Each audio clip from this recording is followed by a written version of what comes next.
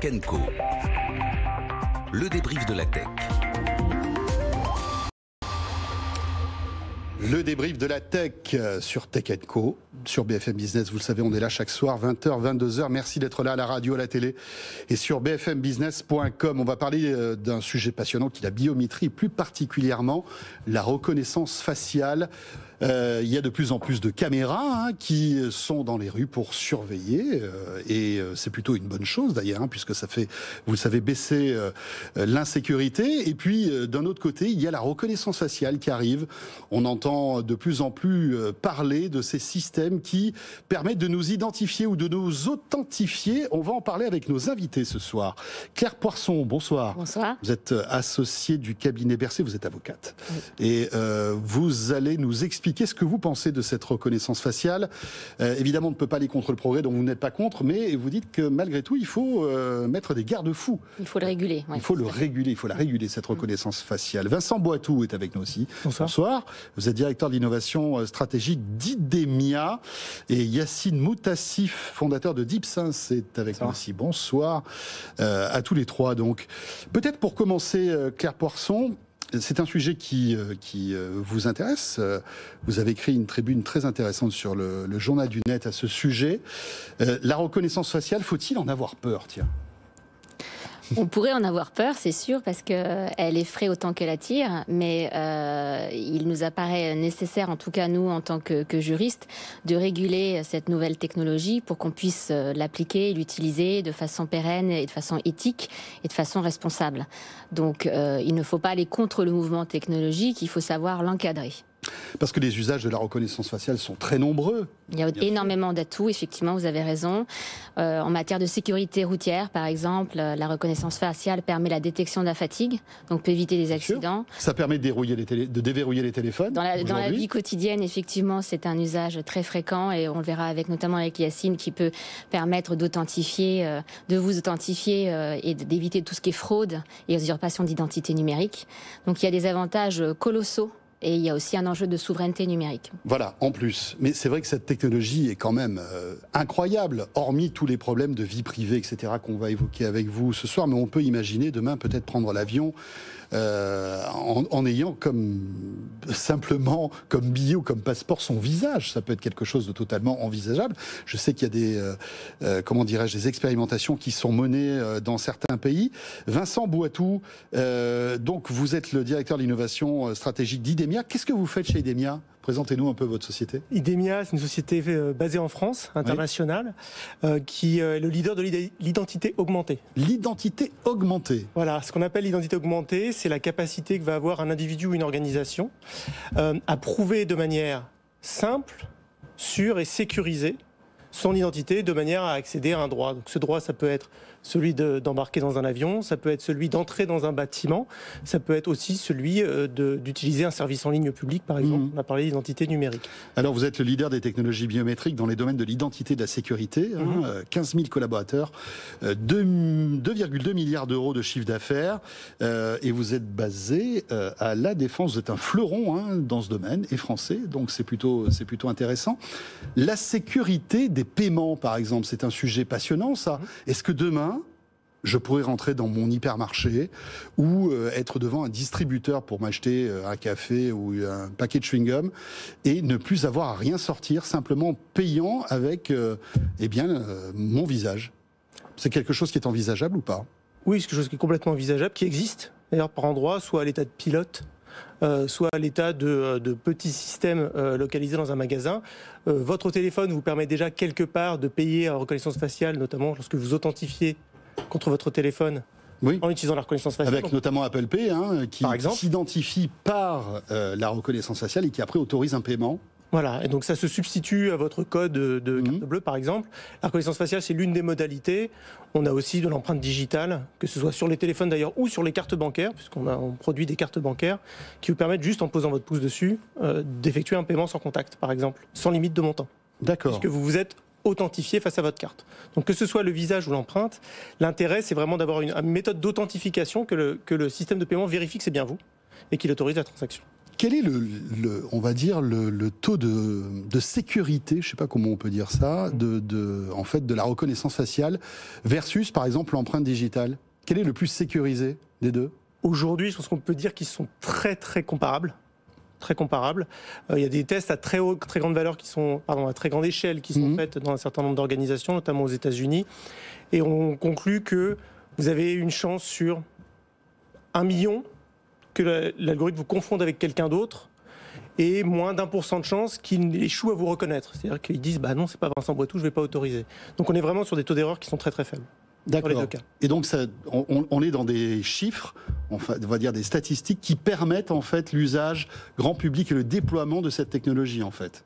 D'ores et déjà, oui, elle est déjà d'ailleurs utilisée dans un certain nombre de cas d'usage. On en a évoqué quelques-uns, avec des taux de sécurité qui sont équivalents au moins, voire meilleurs. Je citais 1 pour 1 million alors que votre code PIN a 4 chiffres, quelque part, donc plutôt 1 pour 10 000, équivalent à ce qui existe avant la biométrie. Yassim Moutassif, bonsoir, merci d'être avec nous. Alors vous êtes le fondateur de DeepSense, qui est spécialisé dans la biométrie faciale à des fins sécuritaires. En quoi vous différenciez-vous d'Idemia ? Alors exactement, nous on a développé une solution de biométrie faciale où on augmente un peu le côté sécurité et utilisation de la solution. C'est-à-dire que quand on parle de reconnaissance faciale, il faut aussi s'assurer que la personne qui est devant la caméra est une personne réelle. Parce que quand on a des algorithmes de reconnaissance faciale, si on met une photo ou autre, on peut dire que voilà, c'est la photo de telle personne. Mais pour accéder par exemple à des services publics ou faire un paiement ou autre, il faut s'assurer que c'est la bonne personne qui le fait.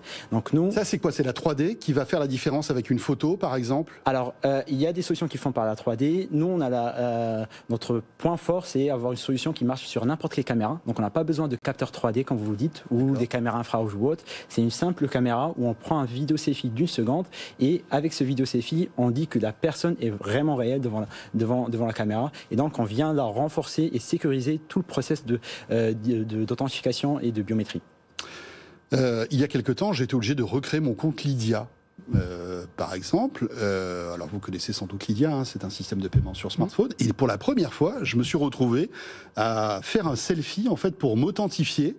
Ça me fait penser à votre service.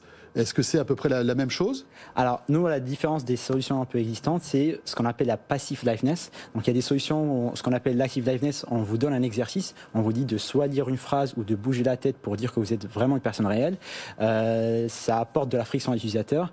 Nous, notre innovation et ce qui intéresse aussi nos clients, c'est le fait que c'est passif, c'est-à-dire un vidéo selfie que tout le monde sait faire et sans demander une expérience à l'utilisateur. Et donc, ça fluidifie tout le process pour l'utilisateur. Alors, vous avez réalisé une première levée de fonds de 3 millions d'euros auprès du fonds américain SIF et de Business Angel l'année dernière. C'est ça. Alors, quels sont vos clients, en fait? Ce sont les banques? Oui, alors nous, sur les différents segments qu'on adresse, on a les institutions financières ou les assurances, par exemple, pour la dématérialisation du parcours client, la création de nouveaux comptes ou aussi pour le paiement, par exemple. Il y a aussi d'autres segments intéressants, par exemple la signature électronique, s'assurer que la personne qui signe le contrat est bien la bonne personne qui doit le recevoir, ou d'autres sujets, par exemple, pour les zones sensibles, dans les aéroports ou voilà, dans des zones à risque. Donc, on a ces différents segments de clients. Aujourd'hui, on a des exemples, on vend à des intégrateurs qui vont venir vendre à des banques, par exemple, pour tout ce qui est KYC ou enrôlement du client. Alors, le cadre réglementaire, Claire, parce que c'est vrai que c'est un sujet un peu touchy. Hein. On dit, c'est vrai, il y a des gens qui sont allergiques aux caméras, qui ne veulent pas qu'on les filme, et encore moins qu'il y ait de la reconnaissance faciale. Où est-ce qu'on en est aujourd'hui en matière de reconnaissance faciale en France? Alors aujourd'hui, il n'y a pas de réglementation spécifique sur la reconnaissance faciale.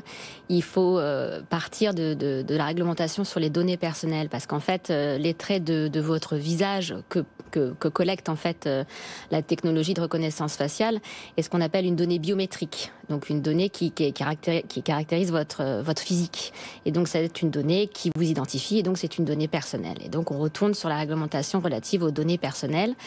Et au jour d'aujourd'hui, c'est extrêmement encadré, c'est même interdit en fait de faire de la reconnaissance faciale, sauf cas exceptionnels, et notamment le consentement, donc typiquement ce que vous disiez tout à l'heure, le téléphone qui permet par la reconnaissance faciale d'être déverrouillé, ou des cas... que j'ai autorisé voilà, fait vous. Apple ou mon iPhone ou d'autres à utiliser mon visage pour m'authentifier. Voilà, exactement. Et il n'y a pas de collègue derrière. C'est votre gabarit en fait qui est dans votre téléphone. Et résultat, c'est vous et vous-même face avec la technologie de votre téléphone. C'est mon problème. En fait. Voilà, exactement. Et après, vous avez aussi des motifs impérieux, notamment vis-à-vis de l'État. Et là, il y a des plus gros sujets parce qu'on a tous peur de la reconnaissance faciale en tant que contrôle massif de la population. Et là, l'État est extrêmement surveillé et réglementé sur le sujet, puisqu'elle doit le faire uniquement dans des cas très particuliers de sécurité publique, de prérogatives de puissance publique. Notamment le terrorisme, voilà, terrorisme, infraction pénale, et pris sur décret du Conseil d'État après avis de la CNIL. La CNIL, c'est l'autorité de protection des données personnelles.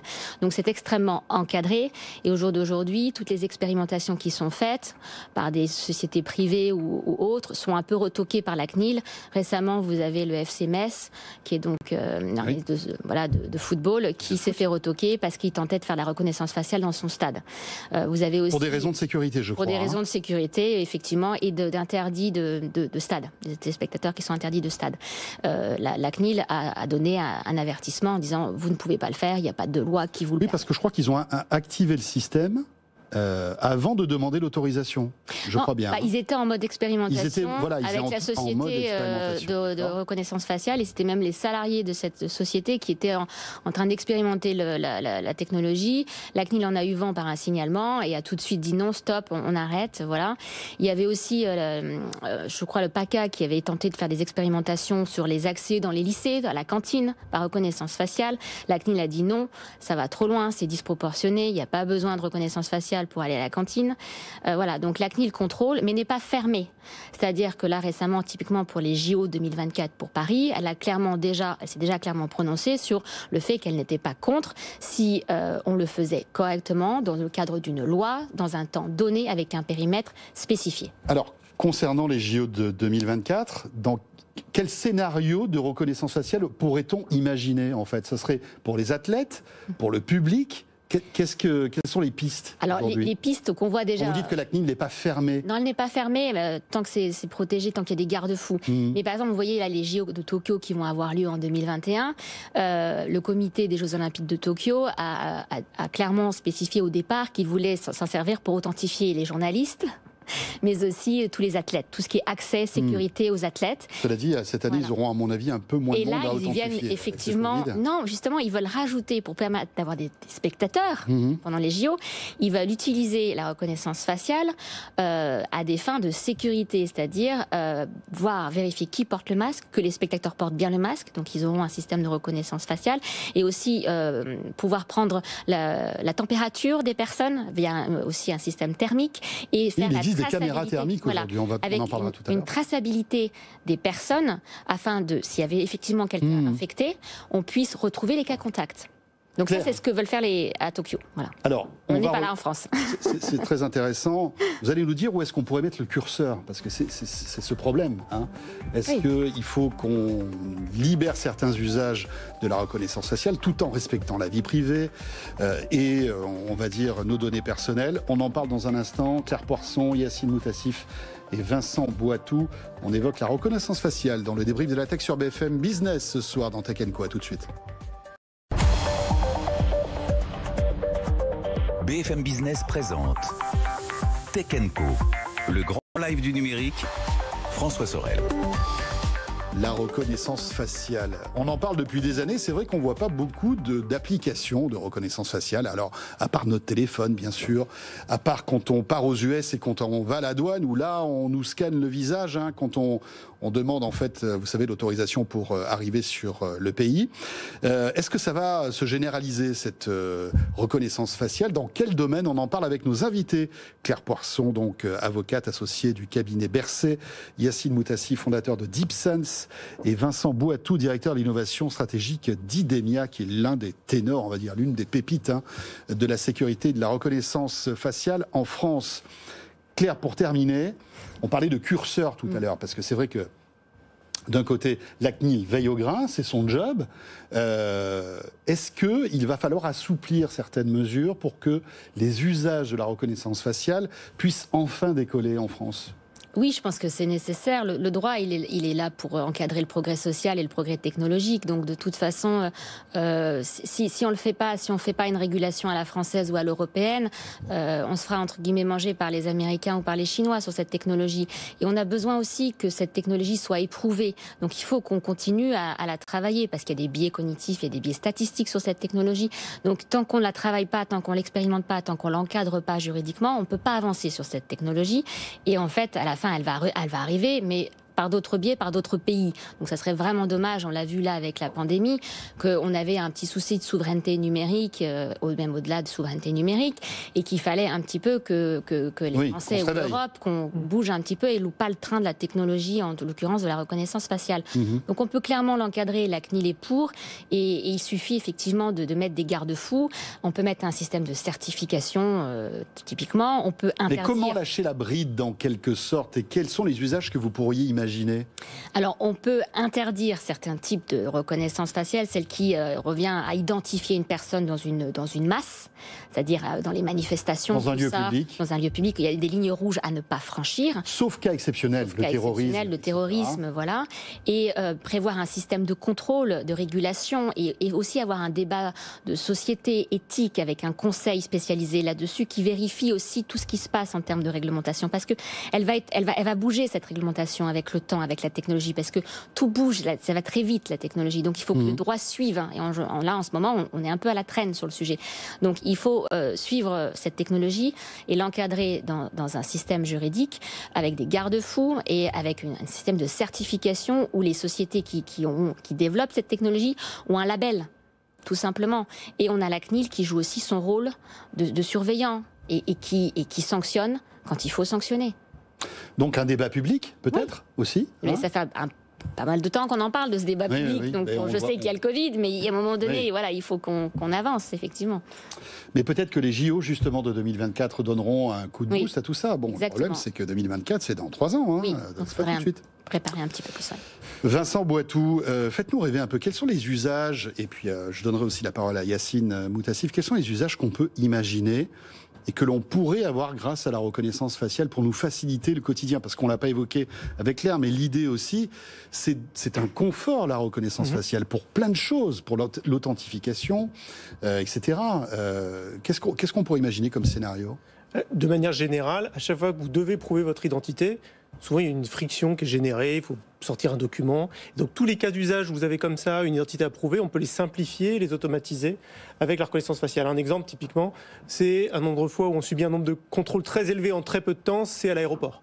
Exactement. Alors justement, j'allais y venir.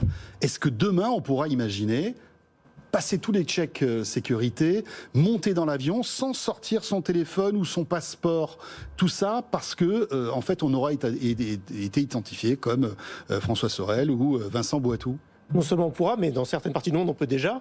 On a eu la chance d'avoir la confiance de l'aéroport international de Changi à Singapour, qui nous a permis d'implémenter un parcours passager complet qui s'appuie sur la reconnaissance faciale.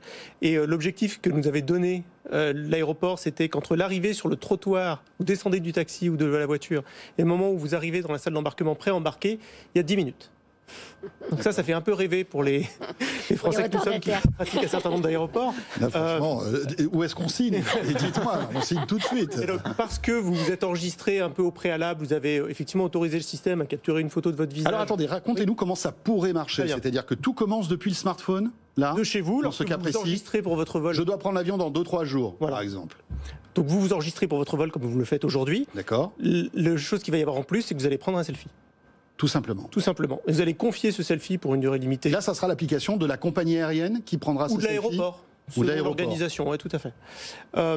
Vous allez confier ce selfie à cette organisation pour une durée limitée. Et donc je vais l'envoyer, c'est ça? L'envoyer sur le système de la compagnie. Pendant une durée précise? A priori, jusqu'à ce que l'avion décolle, après on n'en a plus besoin, tout simplement. Donc, par le principe de minimisation des données, on va effacer les données quand elles auront servi.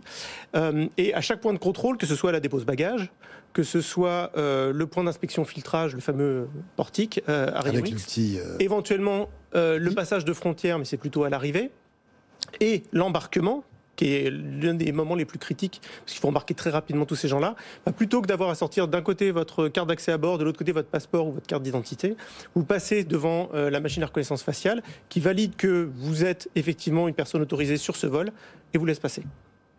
Et ça peut remplacer même un passeport. Enfin, cela dit, on le voit déjà avec Paraf. Paraf, il y a deux authentifications, non Yacine, je ne sais pas si vous êtes un spécialiste de Paraf. Alors, exactement. Mais c'est vrai qu'il y a les doigts plus la reconnaissance faciale. Exactement. Il y a des expérimentations aussi où on essaie de faire juste avec la biométrie faciale, c'est-à-dire on passe devant le portique et là et ça va encore plus vite. On prend juste un selfie. Exactement. Et là, ça part beaucoup plus vite. Donc et du coup là, il y a beaucoup de l'introduction de cette biométrie sur tout passager, sur ce qu'on appelle la facilitation du flux des passagers. Donc sur ce PAF, il y a ces sujets-là. Mais Vincent Boiteau, pourquoi ça n'existe pas déjà? Pourquoi on est tout le temps en expérimentation sur ces sujets? Je pense qu'il y a un temps nécessaire d'expérimentation pour convaincre. C'est un problème de coût, ça coûte cher. Est-ce que non, je sais pas. Est-ce que parce qu'en termes de sécurité, ça limiterait la fraude aussi, non? J'imagine. Absolument. Il y a, comme tous les grands progrès technologiques, ça agit d'abord en termes d'automatisation. C'est-à-dire que là où vous deviez avoir une batterie de personnes qui vérifient des passeports, qui vérifient des identités, vous pouvez avoir une machine qui prend une partie du travail entre guillemets facile et simple et qui laisse les opérateurs se concentrer sur les opérations sur des choses plus compliquées. Exactement. Oui. Donc là, vous avez déjà un bénéfice qui est immédiat en termes d'économie sur la nécessité d'un travail humain. Et puis deuxièmement, c'est plus rapide. Vous avez une fluidification de tous ces processus-là. Et le troisième point qui est un peu controversé, c'est la capacité qu'a un système automatique à être plus performant qu'un humain, au moins au long cours, dans même la reconnaissance des visages. Ça va arriver quand, à votre avis? Par exemple, en France, quand est-ce que les Orly, les Roissy, tous les aéroports français seront équipés de cette technologie?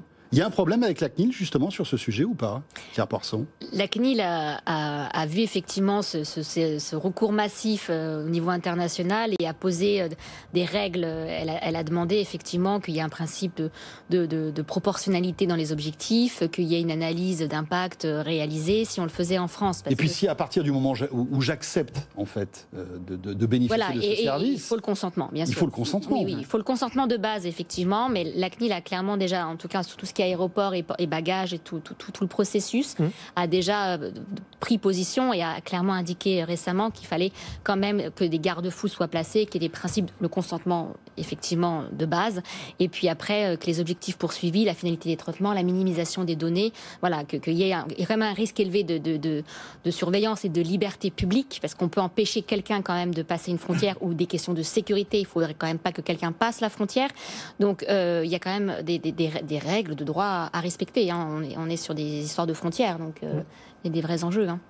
Vincent Boiteau, est-ce que demain on pourrait imaginer prendre l'avion sans pièce d'identité, sans rien du tout, simplement parce qu'on aura été identifié, même si on a oublié sa carte d'identité et son passeport, on pourra monter dans l'avion parce que une machine nous aura authentifié à quasi 100%? Je pense que tant que vous passez pas de frontières, oui, très rapidement, c'est une réalité d'un point de vue technique. Donc ça peut se substituer à la carte d'identité pour des vols domestiques, on va dire, intérieurs. Oui. Mais si vous devez passer une frontière, aujourd'hui, le document qui fait foi, ça reste le passeport. Donc il existera peut-être sous une forme digitalisée, mais aujourd'hui, le passeport, c'est quand même le document qui est nécessaire au passage de frontière. Yacine, alors vous êtes plutôt spécialisé dans tout ce qui touche, on va dire, au paiement à la banque. Et est-ce que demain, justement, notre quotidien peut-être pourra être révolutionné par la reconnaissance faciale? Je le disais tout à l'heure, moi j'adorerais rentrer dans le Franprix et au lieu d'aujourd'hui de... Bon, alors, sans sac à main. Pas de sac à main, voilà. Claire, malheureusement. J'ai essayé, mais j'y arrive pas. Ça me va pas du tout. La banane. La banane? Bah écoutez, non. Non. Alors à ce moment-là, je préférais que... Bon, alors votre carte bancaire, et puis c'est tout dans la poche. Voilà, non, mais est-ce que demain, on peut imaginer, par exemple, faire ses courses comme ça, acheter sa baguette de pain, montrer son visage au lieu de sortir sa carte, etc., et valider un paiement? C'est de la science-fiction, ça? Alors, ça englobe tout. On peut même voir tout ce qui est e-commerce, donc le paiement sur Internet, sur les sites de commerce. Donc là, par exemple, si on parle du supermarché, c'est-à-dire que quand vous arrivez au supermarché, on voit maintenant il y a les caisses automatiques. On vous identifie, on voit votre visage et on reconnaît votre compte et directement on peut faire le paiement. Donc on peut voir par exemple cette expérimentation-là. Il y a eu des exemples qui ont été faits avec des retours très positifs sur la partie sécurité, sur la partie fluidification aussi des personnes au sein du magasin. On peut aussi voir pour tout ce qui est paiement en ligne, donc remplacer le mot de passe. Donc quand vous achetez sur Internet, vous recevez un texto ou un lien pour valider que vous êtes la bonne personne. C'est des choses qui sont très faciles à frauder, genre s'authentifier par mail, par Gmail ou c'est des choses qui sont assez faciles à frauder. Donc remplacer par une biométrie qui est vraiment propre à une personne. Donc c'est quelque chose qui est très sécurisé et rajouter une brique. Nous, ce qu'on développe aussi, c'est la brique qui va renforcer les algorithmes de reconnaissance faciale. Et avec ces deux briques-là, on a une solution qui facilite le paiement et qui est très sécurisée. Donc c'est ce qu'on essaie de pousser sur du paiement, sur l'ouverture de compte bancaire et aussi même pour les aéroports. Par exemple, vous avez parlé de Paraf. Il faut aussi être certain que la personne à l'intérieur est la bonne personne. Il y a eu un exemple d'un chercheur qui a réussi à frauder en mettant un masque en silicone, en faisant un test, un masque en 3D. Et du coup, on voit aussi que quand on parle de reconnaissance, il faut aussi rajouter et la renforcer par ce qu'on appelle les moteurs de liveness detection. Et c'est ce qu'on essaie de pousser, c'est ce qu'on développe. Et alors, vous arrivez à détecter un masque, un faux masque, c'est ça, un faux masque par exemple, exactement, d'un vrai visage. Exactement. D'un vrai masque et d'un vrai visage. Aujourd'hui, on réussit, ce qu'on a développé, on permet de dire si c'est une photo, si c'est un masque en 3D en silicone, est-ce que c'est un écran où la personne a été filmée et rejouée devant la caméra, et on pousse aussi pour travailler aussi sur du deepfake ou des sujets encore plus poussés pour renforcer les sujets de biométrie faciale. Vincent Boiteau, à votre avis, quelle va être l'étincelle qui va faire développer tous ces usages de la reconnaissance faciale? Aujourd'hui, on parle beaucoup d'expérimentation, mais quand est-ce que ça va arriver dans notre quotidien, à votre avis? À quel horizon? Je pense qu'il faut un cadre juridique qui soit clair et qui sorte un petit peu toutes les personnes qui sont intéressées, les opérateurs d'aéroports, les compagnies aériennes, les commerçants, intéressés au déploiement de ces technologies pour les sécuriser dans le fait que ceux qui font est autorisé, qui ne vont pas avoir d'ennui en déployant ces technologies-là et qui sont dans le cadre complet de la loi. Aujourd'hui, il y a énormément d'insécurité juridique de ce point de vue-là et je pense que le problème, il n'est pas d'ordre technologique, il est d'ordre juridique. Enfin, quand on voit le Paraf, ça tombe souvent en panne, excusez-moi, donc il y a un problème technologique, ça nous est tous arrivé. Oui, Claire, terminé pour conclure. Je ne voulais pas vous réagir sur les pattes du Paraf, ça j'assume, mais je croyais que vous vouliez prendre la parole. Non, d'accord. Vous êtes d'accord avec les propos de Vincent? Je suis d'accord qu'effectivement, il y a une insécurité juridique qui fait qu'on ne peut pas continuer à développer la technologie et c'est bien dommage et qu'il y a beaucoup d'atouts à cette technologie et il faut que les parlementaires s'en sont saisis. Il y a vraiment un débat qui arrive, mais il ne faut pas qu'on ait 10 ans de retard, quoi. Voilà, c'est un vrai sujet de souveraineté numérique. Merci à tous les trois, c'est un sujet passionnant, bien sûr. Vous nous avez pas donné on va dire dans quoi? Dans quelques années, on sera tous, on va dire, on pourra utiliser tous ces services. À quel horizon, à votre avis? Oui, je pense, parce qu'il y a beaucoup de choses qui se précisent au niveau de la réglementation, au niveau européen. Je pense que les Jeux Olympiques vont aider. Oui, voilà, c'est ce que vous dites. Le concret, en fait, va aider à la Coupe du Monde de rugby. Voilà, c'est le sport qui va nous aider. C'est toujours les manifestations sportives qui font avancer les choses. Voilà. Merci. Claire Poisson, donc avocate associée du cabinet Bercé, Vincent Boiteau, directeur de l'innovation stratégique d'Idemia, et Yacine Moutassif, donc fondateur de DeepSense. Et vous restez avec nous, la suite de Tech & Co dans un instant sur BFM Business. Ce sera avec Fred Bianchi et les 3 titres d'actu du jour. À tout de suite.